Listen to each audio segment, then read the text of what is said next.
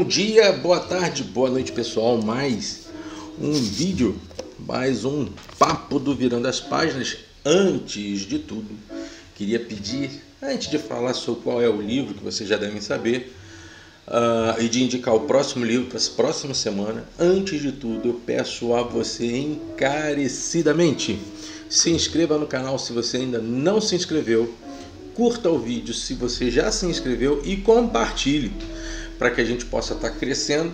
O crescimento é aquele mesmo, um gostoso crescimento, só que eu noto que existe muita gente vendo os vídeos, mas não se inscrevendo no canal e esquecendo de curtir o vídeo. E mais, vejo que isso é normal. Essa é uma ação normal, que mostra que tem muita gente assistindo o vídeo repetidamente, dentro da média nossa, e ao mesmo tempo esquece de se inscrever, tá bom? O livro que eu vou estar falando hoje, é esse aqui, ó, do Michael White, J.R.R. Tolkien, O Senhor da Fantasia. Uma biografia de um cara que ele tem por si algumas outras obras, aliás, várias obras já com biografias feitas por ele. Tem do C.S. Lewis, tem um estudo dele em cima de Michelangelo, tem uma obra dele, a Equinox, tem outros trabalhos que o Michael White ele se coloca de forma muito interessante e ele faz biografias sérias. Este livro aqui, ele é uma introdução efetiva daquilo que você queira saber da vida deste autor, do Tolkien. Eu queria estar indicando alguns livros, dos quais alguns ele tomou por si, né? Ele acabou, inclusive, usando algumas obras que eu tenho aqui em mãos. E eu queria estar aproveitando isso para indicar para vocês aqui, olha, J.R.R. Tolkien, uma biografia. Na verdade, J.R.R. Tolkien, uma biografia, também está nessa, é o título original dessa edição. Inclusive, elogiar a Darkseid, grande para variar a caveira, sempre fazendo a coisa certa. Gosto muito desta edição, gosto muito desta capa, gosto muito de tudo que eles fazem. Eles são muito profissionais nas edições das suas obras, e eles também têm esse mesmo livro sob uma edição comemorativa de 125 anos do nascimento do Tolkien. Bom, eu falei, este livro aqui do Humphrey Carpenter, J.R.R. Tolkien, uma biografia, somado a um outro dele, que hoje não tem editado, pelo menos você não acha ele fácil em livrarias, esquece, você vai achar isso em sebos digitais, e o preço não é barato, que são as cartas de Tolkien. Eu as tenho num livro digital. Ele fica claro que ele se baseia nesta obra aqui e também nas cartas de Tolkien, que foi um trabalho, uma organização do Humphrey Carpenter. Um bom livro que você pode estar aliado a este início de leitura sobre a vida do Tolkien. Eu acho interessante. Um outro que me parece interessantíssimo, visto que não tem como você trabalhar Tolkien sem Lewis, Lewis sem Tolkien, ok? Eu já falei sobre esse livro, inclusive trouxe de volta o vídeo sobre esta obra aqui no canal do Colin Dulles, J.R.R. Tolkien, C.S. Lewis, O Dom da Amizade. É uma outra obra que eu também acho importantíssimo que você esteja aí trabalhando como um auxílio para quem quer conhecer a história do grande Tolkien. Uma outra, quando essa é mais difícil, que é a cronologia Tolkien, e também a biografia do Pierce. Se eu não estou enganado, a do Pierce, e com certeza a cronologia Tolkien, você não tem ela editada no Brasil, você só tem em inglês. E a cronologia Pierce é que eu não tenho certeza. Busquei procurar. Se você souber, tendo esta edição em português ou em espanhol eu sei que tem, vale a pena, porque aí são mais densas. Com isso, o que eu quero dizer aqui? Que este livro ele é iniciático no entendimento da vida de Tolkien, de todo o seu drama, tá certo? Uma obra que eu gosto demais, eu pessoalmente gosto demais, e eu chamo de Gandalf do legendário brasileiro, Gandalf da história tolkieniana brasileira, é o Explicando Tolkien do Ronald Kingsley. Aliás, já sei que ele está traduzindo a obra O Senhor dos Anéis, e em breve esse livro vai chegar nas nossas mãos. Gostaria muito de ter essa obra, mesmo tendo aqui O Senhor dos Anéis pela Martins Fontes e pela HarperCollins. Eu gostaria de ter esse livro editado pela HarperCollins, mas com a própria tradução do Ronald Kingsley. Essa obra aqui, o Explicando Tolkien, do Ronald Kingsley, é muito legal, porque você começa a ter uma espécie de aulas sobre como se ele dividisse a vida do Tolkien e viesse trazendo pinceladas sobre as alternativas de vida que o Tolkien teve, o seu histórico como estudante, o seu histórico como escritor, o seu histórico como gênio, como criador das línguas que estão dentro da Terra-média, como criador do mundo que arda toda a Terra-média, Númenor, todos os processos de Valinor, os personagens, as formas escritas não apenas dos elfos, mas de todos os povos da Terra-média, e obviamente ele dá já uma indicação de cada língua e nos ensina um pouquinho a gente tá falando, seja o elfo, seja a língua dos anãos. Tem uma coisa aqui muito interessante, que é a dieta da Terra-média. Tá tudo por aqui, vale a pena, eu indico, só que você não vai achar isso em livraria alguma. Você vai ter que ir num sebo digital ou ter sorte de achar num desses sebos do dia a dia. Bom, o que eu posso a partir daqui discutir sobre este livro? O Michael White ele vai trazer uma obra bem sucinta. Isso não faz dela um livro pobre. Ele faz um livro médio. Eu diria, numa comparação de notas, caso pudesse ser feito, você vai ter uma introdução do nível 6, 7. Porque ele vai tentar, em 230 e poucas páginas, e é legal porque, além das páginas que aqui estão, você tem fotos muito legais sobre o Tolkien, ele em Oxford, mostra as questões dele também correlacionadas com a amizade do Lewis, a questão das trincheiras da Primeira Guerra, aquilo que o impactou, mostra a região de Bloemfontein, onde ele viveu, quer dizer, onde ele inclusive nasceu, lá no estado de Orange. É um livro bem qualificado, sim.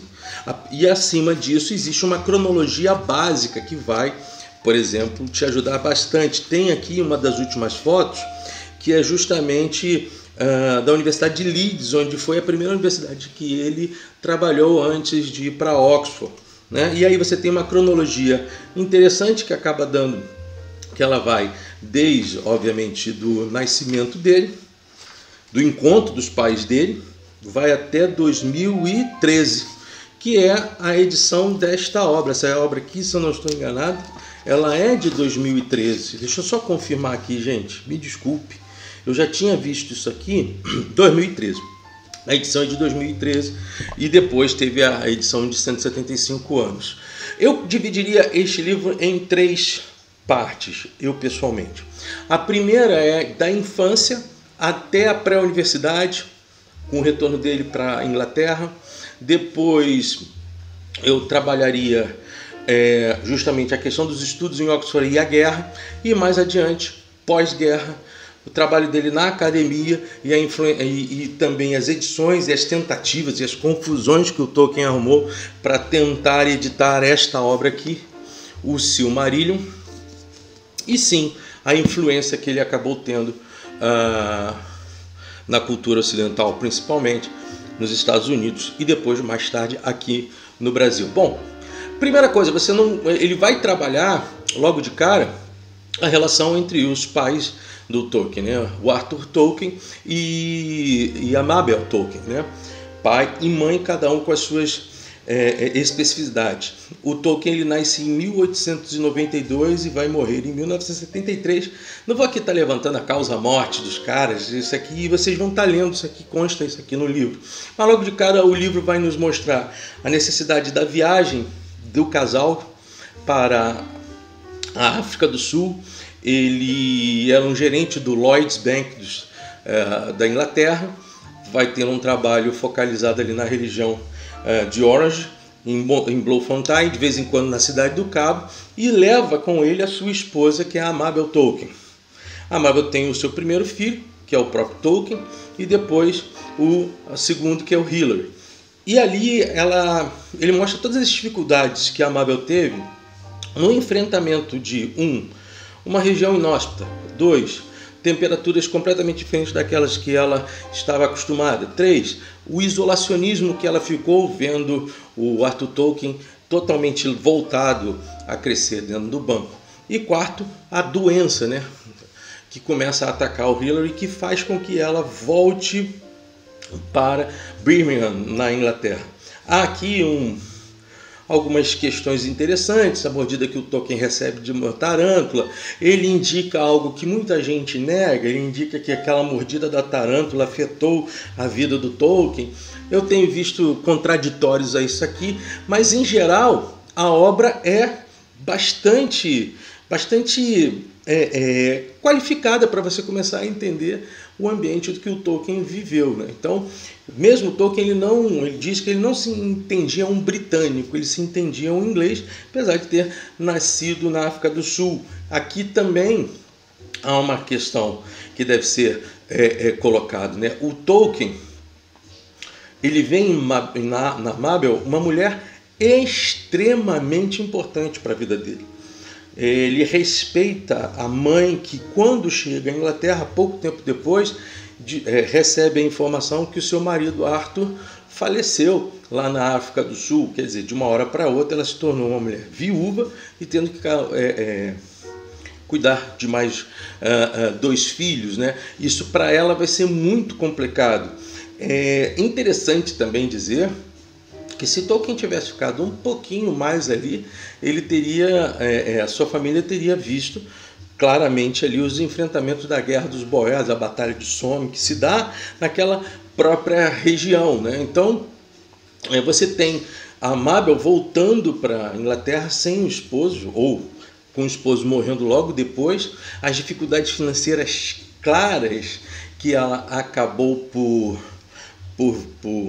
viver, aquilo que ela teve que enfrentar, e que vai aumentar ainda mais quando ela aceita a fé católica e troca, ele troca o anglicanismo, que era tanto dos pais quanto dos sogros, pela fé católica. Isso gera ela um problema muito grande, porque o cunhado dela deixa ela na mão, a família dela deixa ela na mão, e ela se vê realmente sozinha. E aí, de religião, né? de fé, de credo da cristandade. Você veja como há alguns absurdos naquele período e que precisam ser, de uma forma ou de outra, cada vez mais melhorados, né? E a Mabel está sozinha. Existem, se eu fosse definir homens na vida do Tolkien, eu acho que ele tem seis nomes que me parecem importantes, né? O padre Francis Morgan, que vai ser um segundo pai para ele, eu vou explicar por quê. O Chesterton, a influência do pensamento ético do Chesterton atinge Tolkien bem no peito, inclusive, mesmo contestando em alguns fatos, mas a ideia de Chesterton sobre fantasia, me parece isso bem claro. O professor lá em Oxford, o professor Joseph George Wright, que foi um professor de filologia, e que o Tolkien o adorava e acabou influenciando muito o Tolkien a seguir o caminho de filólogo, o que foi extremamente importante para Tolkien, para a construção de toda a saga do Senhor dos Anéis, ou do Legendário. O cardeal Newman, muito antes, Tolkien obviamente não o conheceu, mas a influência que ele teve do cardeal Newman, inclusive tendo vivido um certo momento no ofertório, no mesmo local onde o cardeal Newman viveu no passado, canonizado, santo católico, e o Christopher Tolkien, o filho dele, que talvez sem o Christopher Tolkien eu acho que boa parte da obra do Tolkien não teria chegado nas suas mãos, e em especial a amizade dele com o C.S. Lewis. Acho que esses 6 homens fazem parte íntegras, e ele coloca isso na vida do nosso querido Tolkien, tá certo? Então, essa primeira parte do livro vai mostrar então a fixação dele pela mãe, que vem a falecer também só que diabetes, e aí ele fica órfão, sem pai e sem mãe. Fica um tempo com uma tia, e aí o padre Francis acaba guardando a vida tanto dele quanto a do Hillary. Vão para alguns centros de estudo, né, alguns, não orfanatos, mas institutos de educação, e esta ida e este contexto, quando ele, por exemplo, antes da mãe morrer, recebia toda uma educação literária, inclusive musical, da qual ele não se adapta, mas em Surrey Hall, quando ele encontra as caminhadas com os amigos de época e junto com ele começa a inventar algumas histórias, você consegue perceber, inclusive no local onde ele morou, naquela região, algo muito semelhante ao que seria a Toca do Hobbit. E começa a construir. Eu acho nesse ponto o livro interessante, porque você vê que o legendário começa a ser construído a partir das aflições e alegrias do Tolkien, né? Posteriormente, a última mudança que ele faz, ainda com a mãe viva, é obrigado a vir para uma área mais industrial de Birmingham, entra em depressão, e aí o padre Francis, depois da morte da mãe dele, age como realmente um segundo pai, que ele mesmo considera como segundo pai, acaba indo estudar, vai para um desses internatos, no início com Hillary, depois sozinho, e aí nesse internato, me parece, começa justamente essa ideia, tanto dos estudos como da guerra. O que fica muito claro no livro, que ele é bastante rápido, é que você tem a formação de um homem dentro das mais diversas dificuldades. E mais, fica claro também, pelo que é colocado isso nas cartas que ele escreve aos seus filhos, nesse livro das cartas que o Humphrey Captain acabou por juntar, as cartas dele, ele mostra toda a sua mágoa muito forte com relação à sua família, principalmente por aquilo que fizeram com a sua própria mãe. Então, a Mabel foi uma mulher muito importante para Tolkien. E aí vem uma segunda mulher que vai aparecer nesse momento, que é a Edith, que será a esposa dele, 3 anos mais velha que ele. Ele acaba entrando no internato e indo, começa a estudar também com indicação para passar para Oxford, né? Ele conhece a Edith, que também é uma órfã, começa a se relacionar primeiro de uma forma amigável, depois com aqueles passeios, os dois jovens acabam se apaixonando, as notas dele começam a cair, tem sempre uma cagueta de plantão que leva isso ao padre Francis. O padre Francis chama ele e diz o seguinte: olha, as questões de relações de você com essa menina, você só vai poder voltar a namorá-la, ou pensar em namorá-la, ou ter qualquer tipo de relação com essa moça daqui a 3 anos, quando você fizer 21 anos. Nessa segunda parte também, e aqui o próprio Humphrey Captain levanta a ideia dele de grupos de estudo e grupos de amigos, né? O TCBS, por exemplo, quando ele ainda está no King Edward, começa a mostrar para ele a vida dura também, não apenas somente das perdas dos queridos que ele recebe por destino, mas dos queridos amigos, né? Então ele tem um grupo de amigos nesse colégio, ele mais 4 colegas, que é na verdade um proto-Inklings. Claro, vamos colocar uma proporção bem grande em relação a isso, mas essa ideia dele dos grupos, ela é importante e ao mesmo tempo trágica, e eu vou dizer por quê. Ele fala também sobre 2 obras que o Tolkien vai abraçar e que vão ser fundamentais para ele diante daquilo que ele vai construir como literatura. Um é de o Sir Gawain e o Cavaleiro Verde, que mostra uma coisa muito voltada ao mal, que sempre retorna, porque o Sir Gawain desafia o Cavaleiro Verde num dado momento. Tem esse livro editado no Brasil, tá, gente?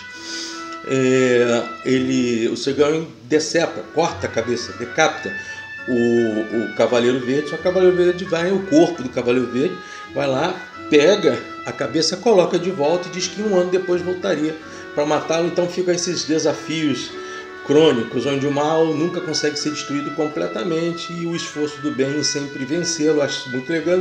O Beowulf, que é uma lenda que passeia no meio dos britânicos, mas que gera uma certa indignação do Tolkien dele não entender que a Inglaterra tenha um mito próprio dela. Os britânicos não tinham um mito próprio dela. E Beowulf também, ele é um mito muito influente na Finlândia, muito influente na Noruega, e a paixão que começa a nascer em Tolkien com relação às línguas nórdicas, principalmente o finlandês, ele vai descrever isso, né? E aí entra o outro cara que vai ser importante na vida do Tolkien nesse período, quando ele já vai para Oxford, que é o Joseph Joe Wright, que é um professor de filosofia e introdução do trabalho de filologia e a própria influência nórdica do Tolkien são, digamos assim, ascendidos por este professor e, obviamente, uma base de formação dele mesmo. Aí vem a Primeira Guerra.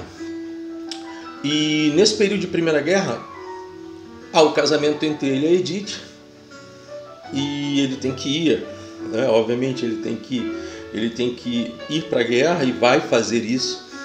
Tem uma doença que ele acaba incorrendo, não só nele, também no C.S. Lewis isso aconteceu, que foi as chagas da trincheira, a doença da trincheira, que tem, eu estava pesquisando isso, tem várias origens, tá? Uma delas é de um certo carrapato. Depois eu até, por curiosidade, vou fazer esse estudo mais aprofundado. E o Tolkien é acometido por isso, ele tem que retornar para a ala médica em meio à guerra. Melhora um pouco, piora um pouco, e aí é obrigado a vir voltando para Birmingham, voltando para Oxford. A Edith cola com ele, começa a ajudá-lo, e é algo que vai seguir a ele durante um bom tempo. E é engraçado que numa dessas mudanças, né, da saúde dele para melhor, ele acaba tendo o seu primeiro filho, né? O John, que vai ser, inclusive, John que vai ser padre. Então ele tem o John, o Michael, o Christoph e a Priscila. Tá? São os 4 filhos que Edith e Tolkien tiveram. A Priscila, inclusive, mostra a alegria da Edith, etc., por ter tido uma filha. Só que, assim como em Babel, Edith sofre muito com Tolkien com relação às obrigações que ele tem profissionais, a pobreza extrema que continua, as viagens que ele é obrigado a fazer e um número ininterrupto de mudanças. O Tolkien só vai ficar rico lá no final da vida dele ele embolsa uma boa grana, porque o Hobbit já tinha estourado, o Senhor dos Anéis vem estourando, e aí ele vai bem. Nesse processo todo, o livro vai mostrar também as confusões que o Tolkien se mete, mas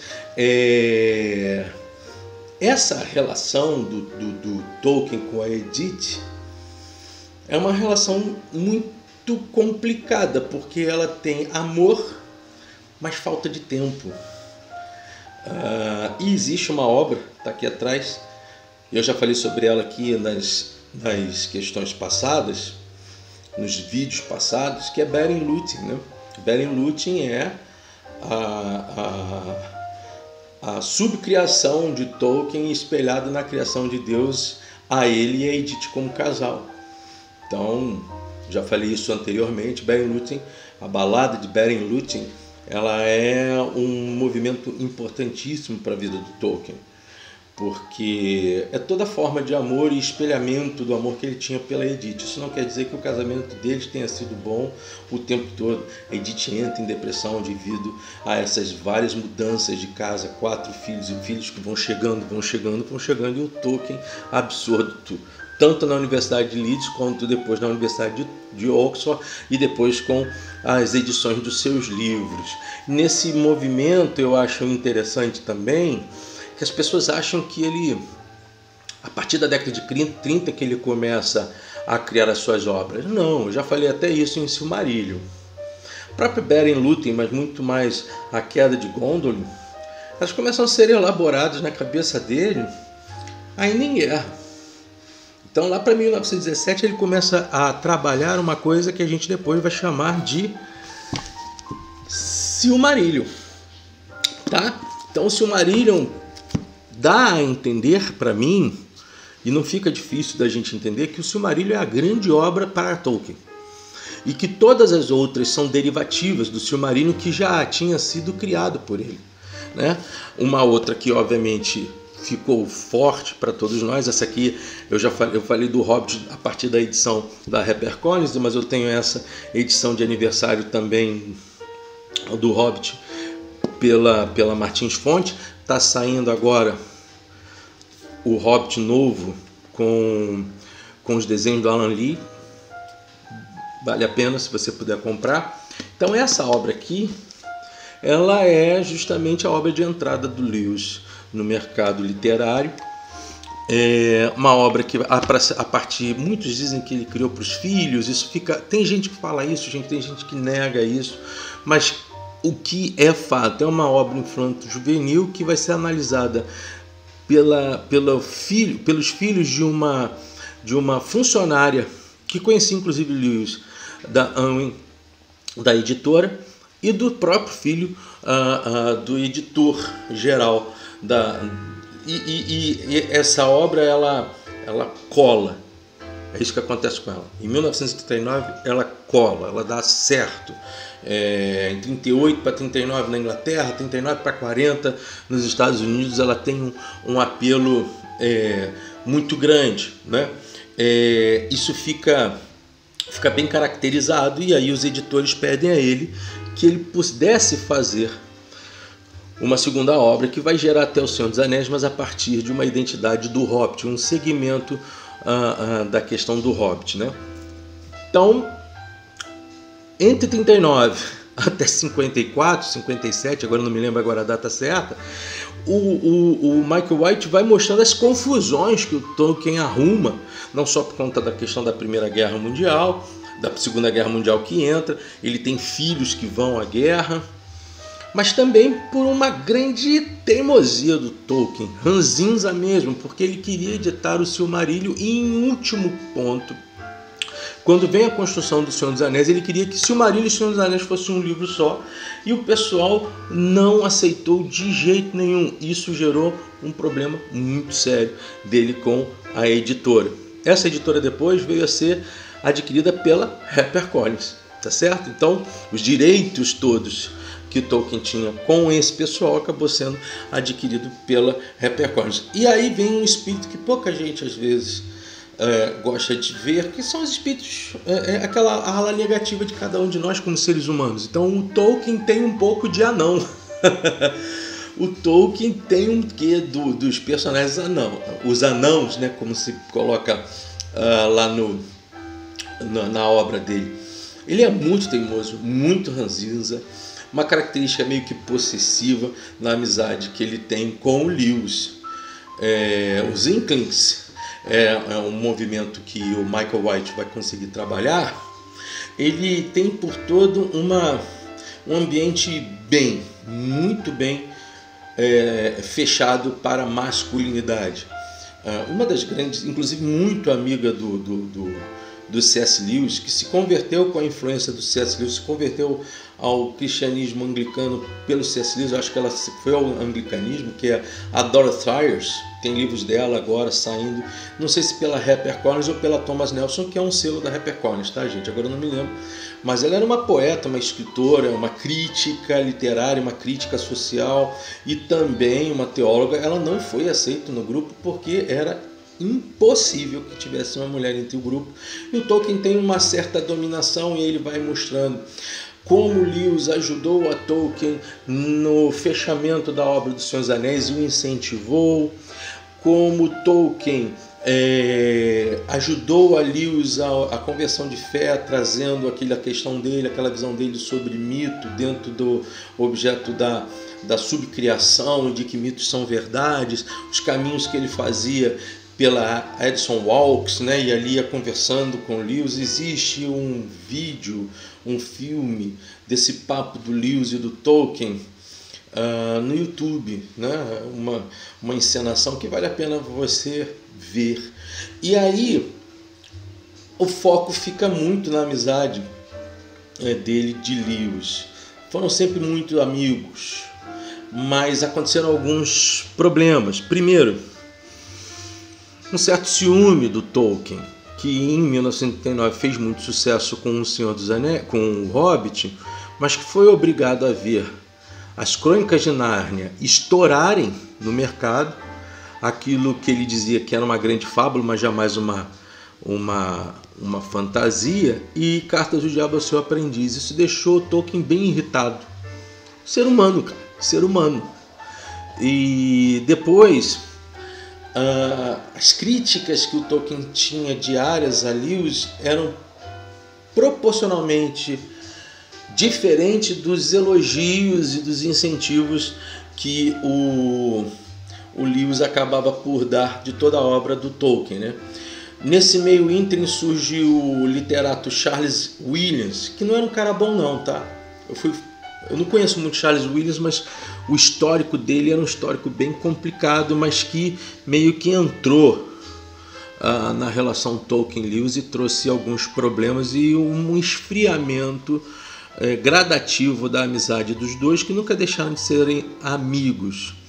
O fato também do Lewis ter sido converso ao anglicanismo, por conta daquilo que o anglicanismo serviu a Tolkien como um exemplo de contrário a tudo que ele imaginava de fidelidade, de amizade e mesmo de cristandade, entristeceu muito a Tolkien. Isso também gerou algumas rugas. E por fim, o casamento dele com a Joy, né? O próprio Tolkien tinha alguns problemas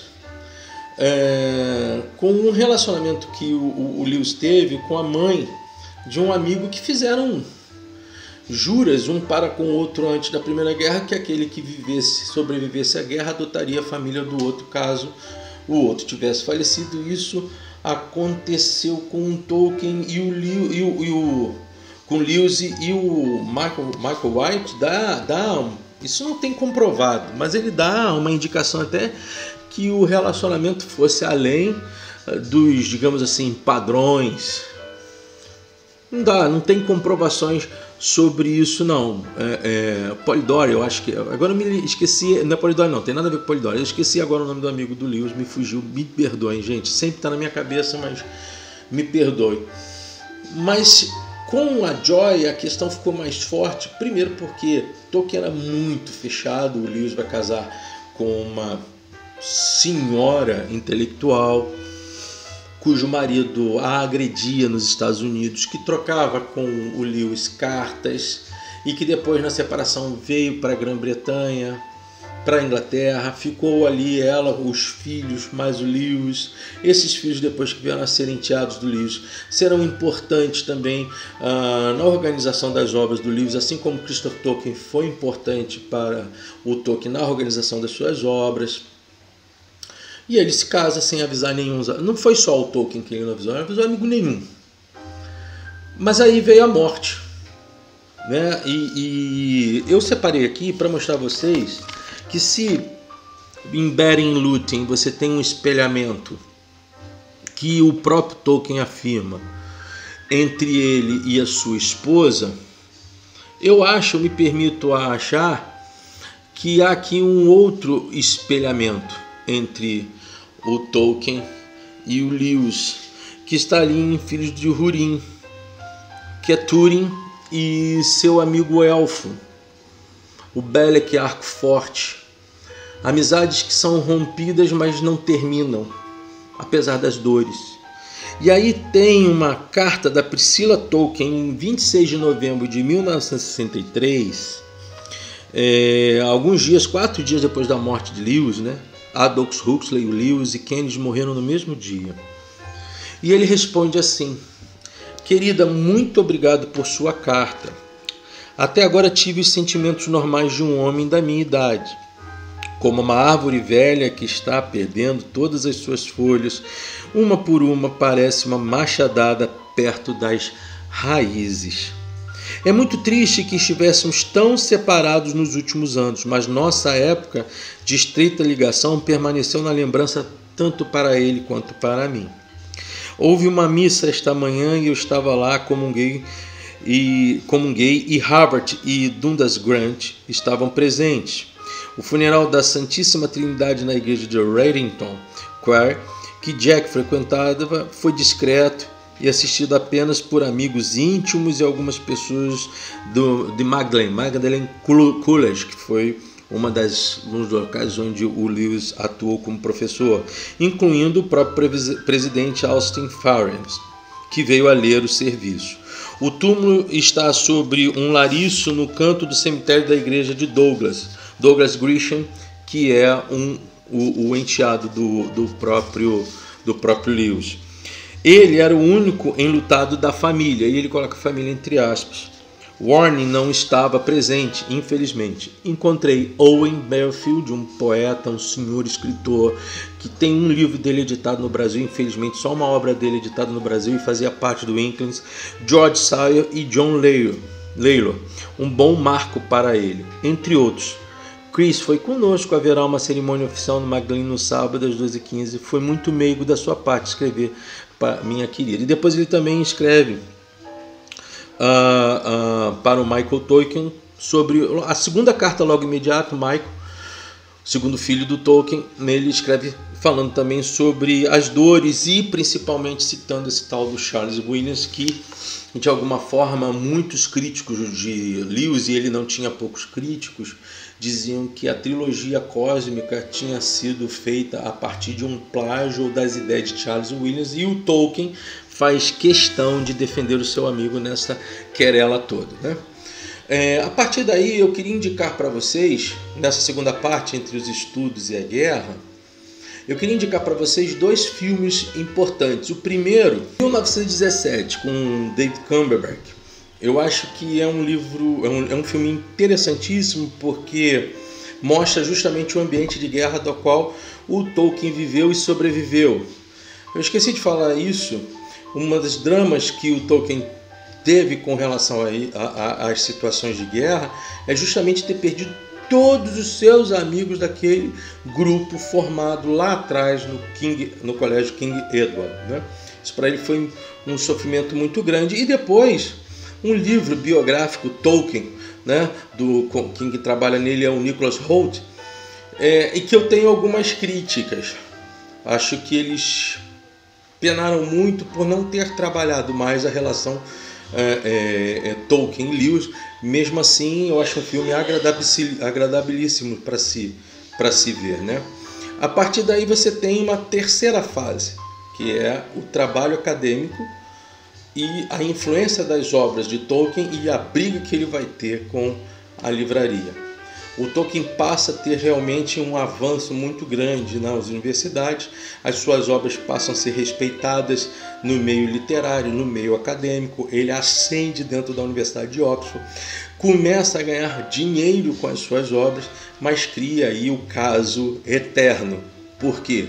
Até então, na década de 50 para 60, o Silmarillion não tinha sido editado. E por isso que eu digo que o Christopher Tolkien tem uma grande importância na vida do nosso querido Tolkien, porque a obra O Silmarillion foi editada tão somente em 1977, isto por conta de uma grande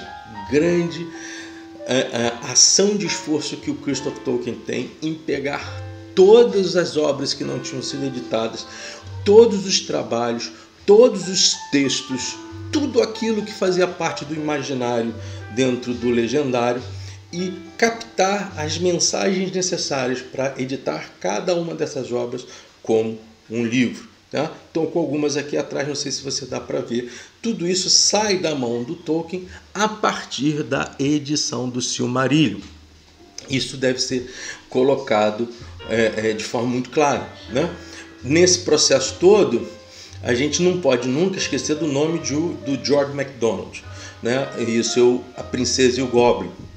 O Michael diz exatamente que Princesa e Goblin foi um texto influente a Tolkien, ainda que o ranzinza Tolkien não aceitasse isso, porque ele não confirmava nenhum valor além do razoável ao George MacDonald, que por acaso é quase que um pai literato para o C.S. Lewis, tá certo?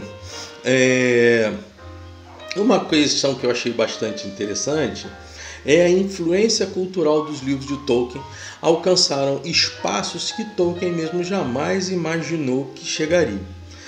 Por exemplo, os hippies na década de 60, né, nos Estados Unidos, em meio à guerra do Vietnã, colocaram ora Frodo ora Gandalf para presidente.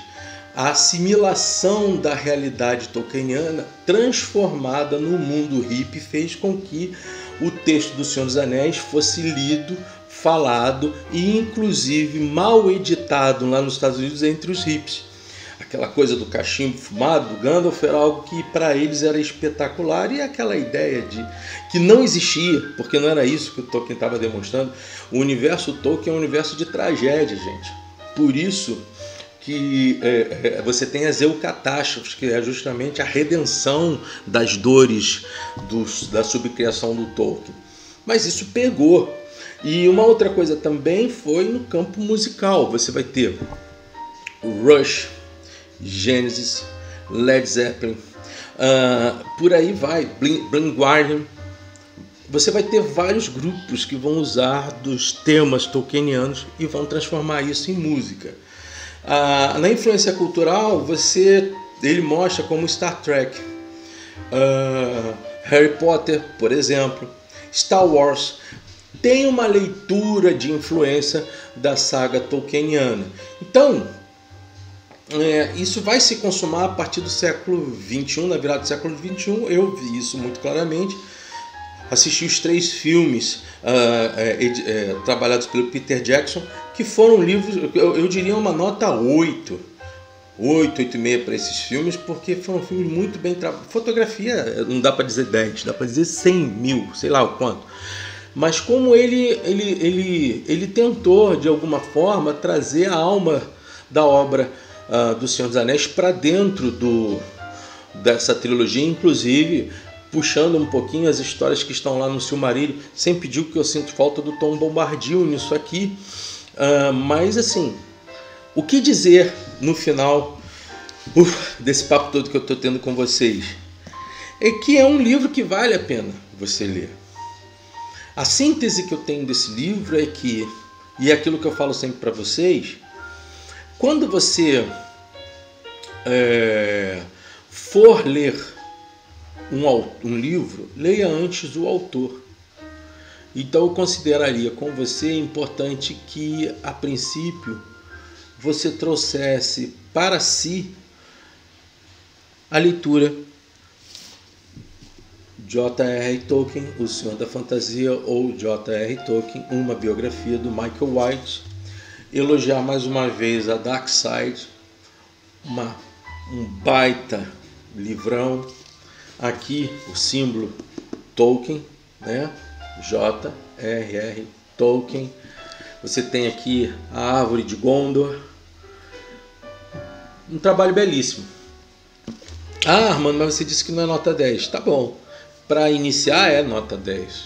Quando se comparar as outras biografias que você vai ver que ele vai ser um trampolim que vai te ajudar muito no entendimento da obra. E aí você vai compreender os personagens de Tolkien dentro de toda a sua saga.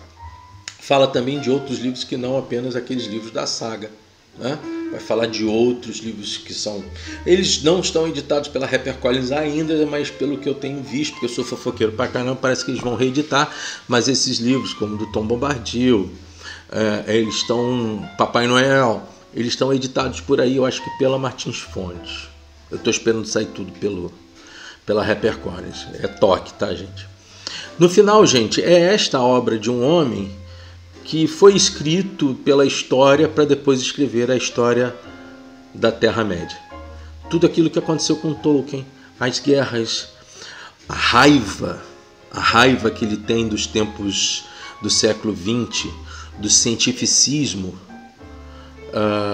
do materialismo, do fetichismo, das guerras ideológicas e do nonsense que ele vê na sociedade do século XX, elas estão muito bem configuradas por parte nas críticas que ficam lá subliminadas no contexto da Terra-média a partir do Senhor dos Anéis.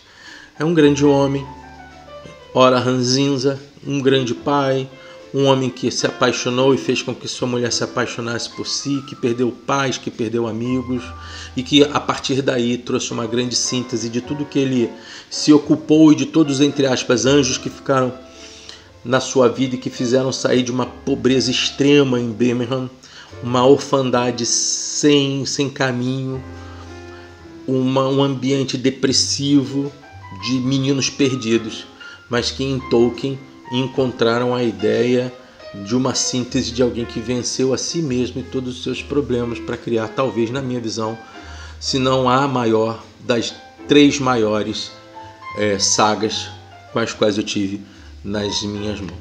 Tá certo? Antes de tudo, semana que vem vou respirar e vou trazer um texto que tem muito a ver com os dias de hoje: A Rebelião das Elites e a Traição da Democracia, do Christoph Lasch. Não é um livro fácil, é um livro que fala muito dos dias de hoje, e não queiram que eu me rotule a partir do livro. Eu vou fazer uma crítica bem direta naquilo que eu vejo, e uma crítica que não fica limitada a A ou B. É uma crítica que ela é aberta ao ambiente democrático que nós estamos vivendo. E olha, as 2 mãos têm parte nisso aqui. Não vou querer falar muito sobre isso hoje, mas semana que vem eu quero trazer a ideia do Christoph Lasch. Agradeço por você estar comigo, por ter tido paciência. Curta o vídeo, participa do canal. Como eu sempre digo, supere-se, aprenda a amar. Ler é bom, virando as páginas. Até a próxima.